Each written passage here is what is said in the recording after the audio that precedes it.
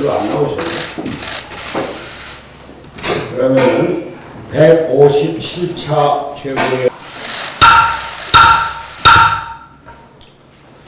지난 수요일에는 제가 제40주년 부마항쟁 기념식에 참석하느라고 최고회의위원회를 그 사이에 많은 일들이 있었습니다만 부마항쟁의 국가기념일 지정을 저 역시 부마항쟁에 관련돼서 고초를 겪은 사람으로서 특별한 감회가 들지 않은 신체제 종식의 직접적 요인이 되었던 부마 민주항쟁이 정당한 역사적 평가를 받을 수 있도록 계속 노력하겠습니다. 지난 14일에는 조국 전 법무장관이 사진 사퇴했습니다. 우리가 부마항쟁을 통해 배웠듯이 국민을 이기는 권력은 없습니다. 늦었지만 당연한 일이었습니다. 저는 조국 전 장관이 후보자로 지명되기 전부터 이를 반대했습니다.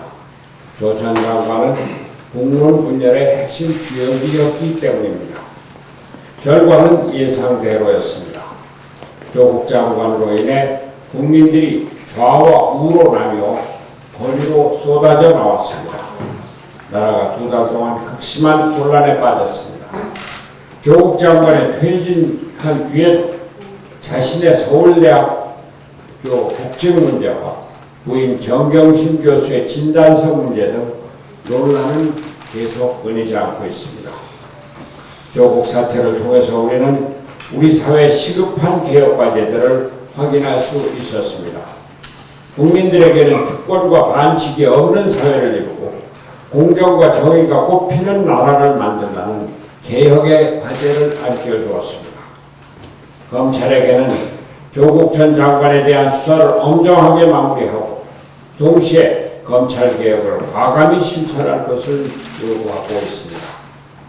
정치권에게는 양극한의 대결 정치에서 벗어나 민생과 경제, 안보를 돌보는 통합의 정치, 그리고 그것을 위한 정치 구조의 개혁을 강하게 요구하고 있습니다. 바른미래당은 앞으로 이 개혁 과제들을 해결하는 데 앞장설 것입니다. 조국 사태에서 극명하게 드러난 극한 대결의 정치를 끝내고 국민 통합의 길을 열어가겠습니다. 크게 넓혀진 중간지대를 새로운 정치 세력으로 채우고 제3의 길, 새로운 정치를 펼쳐나갈 것을 국민 여러분 앞에 약속합니다. 이와 관련하여 문재인 대통령과 여당 그리고 문희상 국회의장께 할 말씀 드립니다. 최근 들어 정부 여당이 검찰개혁을 정치개혁에 우선하려 하는 움직임을 보이고 있습니다. 문재인 대통령은 지난 16일 김호수 법무부 차관과 이성윤 검찰국장을 청와대로 불러 검찰개혁의 국무회의 의견 절차를 10월 중에 다 끝내달라고 했습니다. 이해찬 대표는 지난 11일 검찰개혁법의 속도를 내서 최대한 빠르게 처리해야 한다며 패스트트랙 지정 법안은 사당이 합의하면 시기와 순서를 조정할 수 있다고 발언했습니다.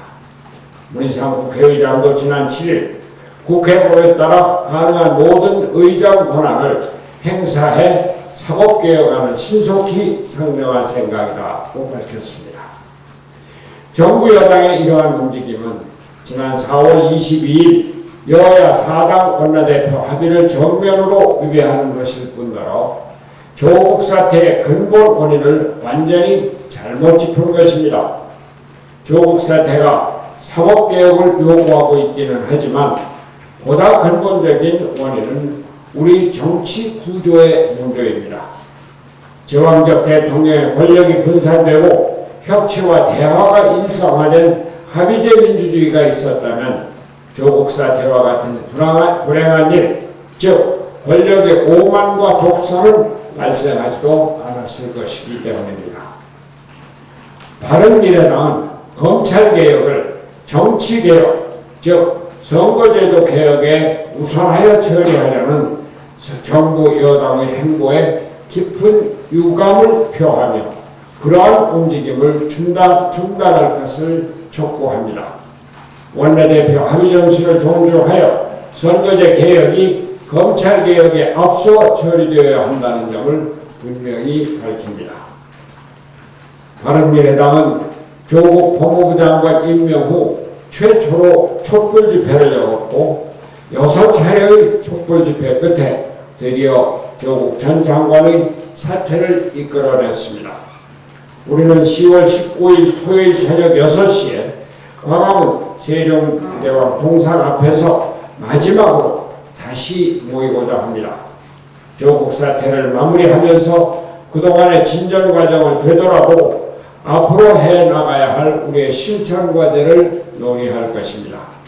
바른미래당이 펼쳐나갈 제3의 길, 새로운 정치에 관심이 있으신 국민 여러분 모두 함께하셔서 대한민국의 새로운 미래를 향한 토론에 참여해 주시기 바랍니다. 한 말씀만 더 드리겠습니다.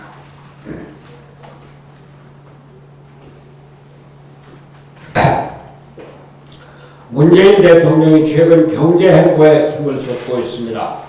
지난 10일에는 삼성 디스플레이 공장을 방문하고 15일에는 현대자동차 남양연구소를 방문하는 한편 어제는 10개월 만에 긴급 경제장관 회의를 주재했습니다. 조국 사태로 나라가 혼란한 가운데 민생과 경제에 집중하는 행보를 보여주려고 하고 있는 것으로 보입니다. 아무튼 경제 현장을 방문하여 기업인을 독려하고 정부 투자를 약속하는 일 잘하는 일입니다. 그러나 문제는 대통령의 경제 행보가 보여주기식 잔치에 그쳐서는 안 된다는 것입니다. 어제 열린 경제장관 회의만 하더라도 주무장관인 홍남기 기재부 장관이 투자 설명회 개최차 뉴욕을 방문하고 있는 시간에 기재부 장관이 없이 대통령 주재로 경제부처 장관 회의를 연다고 하는 것이 전혀 자연스럽지가 않습니다. 기재부 장관 임명할 때 그리고 청와대 정책실장을 임명할 때 경제는 어디까지나 부총리 겸 기재부 장관 중심으로 움직인다고 약속을 해놓고 10개월 만에 경제 어려움을 인식하고 열리는 경제부처 장관 회의에 기재부 장관 없이 열린다는 것이 무엇입니까? 대통령이 급하게 자기 과시용으로 행사를 치른다는 경제를 움직이는 주체들은 먼 하늘만 쳐다보고 있어야 하는 것입니다. 그리고 좀 더 중요한 문제는 대통령과 정부의 경제 철학이 바뀌어야 한다는 것입니다.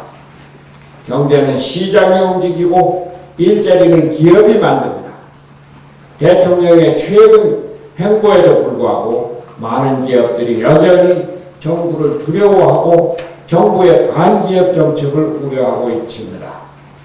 보여주기식 행사가 아니라 실제로 경제 철학이 바뀌었다는 시그널을 기업에게 보여주어야 기업과 경제의 활력이 살아날 수 있습니다.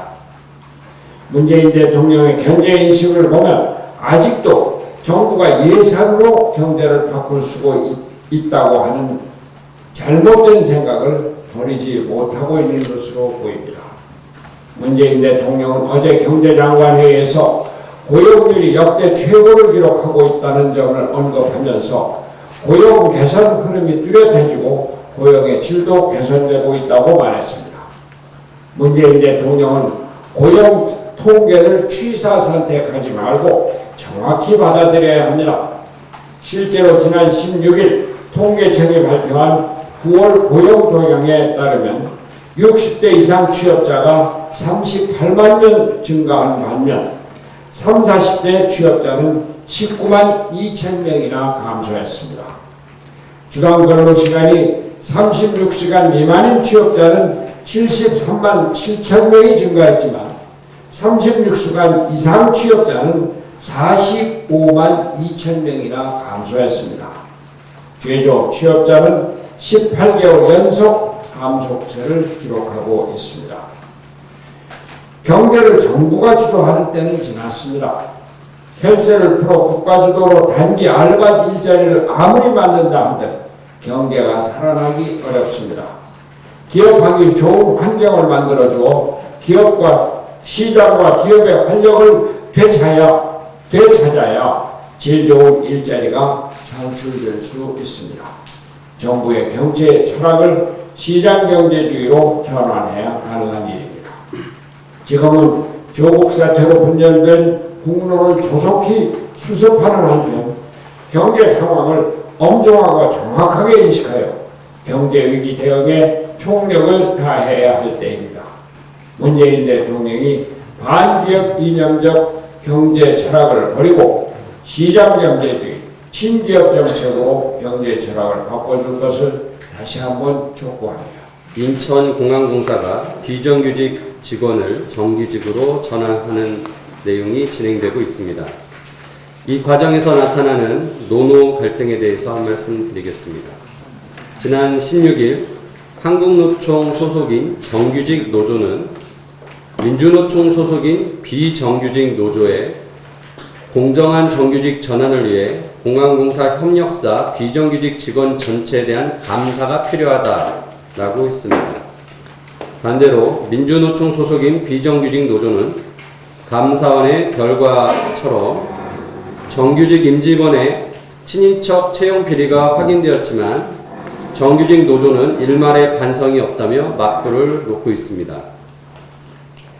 이에 바른미래당의 정책의장으로서 감사원에 제안하는 바입니다.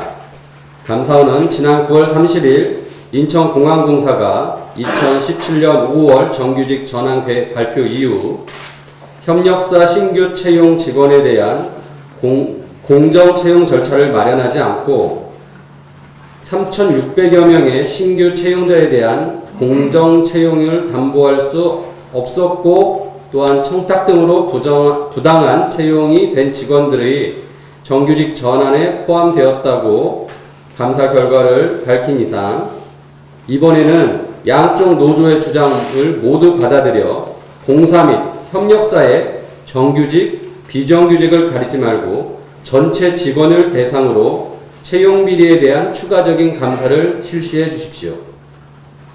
비정규직의 정규직 전환은 환영할 만한 일이지만 내부에서도 채용 과정에 대한 비리로 갈등이 생기는 만큼 공정하지 못한 상황을 감사원이 엄중히 감사해서 바로잡아 주시기 바랍니다. 감사원만큼은 청년들에게 사회의 공정함이 살아있음을 보여주는 기회가 될 것입니다. 그토록 바른미래당 정책위가 지난 10월 13일 발표한 문재인 정부 낙하산 임원 자료를 보시면 인천공항공사에는 상임감사 김길성, 비상임이사 정홍식, 윤석구, 이수기 등 4명의 낙하산 임원이 있습니다. 이상입니다. 지난 9일 유승민 대표님은 한국당을 향해서 탄핵의 강을 건너자, 개혁 보수로 나가자, 낡은지 버물고 새집 짓자라고 제안을 하셨습니다. 그리고 역시 지난 17일에는 황교안 대표가 보수 재건에 대해 대화해 보자고 하면 언제든지 만날 생각이 있다라고 말씀하셨습니다. 물론 물밑 대화도 인정하셨습니다. 예전에는 한국당과의 통합 연대 가능성을 제기하면 유승민 대표님께서는 모욕적인 언사라고 받아들이시고 이렇게 말씀하셨습니다. 그런데 지금은 일부 조건은 달기는 했습니다만은 한국당과의 대화 및 통합 가능성을 부인하지 않고 계십니다. 저는 존경하는 유승민 대표님과 사랑하는 바른정당계 의원님들께 간곡히 호소하고 눈물로 부탁드립니다. 이전 저희 최고위원회에서의 발언대로 신당 창당 및 집단 탈당을 통한 한국당과의 통합 연대라는 플랜 A와 바른미래당 잔류 및 당의 회복을 위한 큰 걸음에 동참하고자 하는 플랜 B를 선택해 주시되 유승민 대표님 말씀대로 빠른 시간에 결론 및 결단을 내려주시길 간곡히 부탁드립니다. 부족한 제가 정치 현장에서 25년간 경험한 바로는 지도자는 신중함도 때로는 필요하지만 역시 때로는 과감한 결단력도 필요합니다. 그래야 지도자가 되실 수 있습니다. 이상입니다.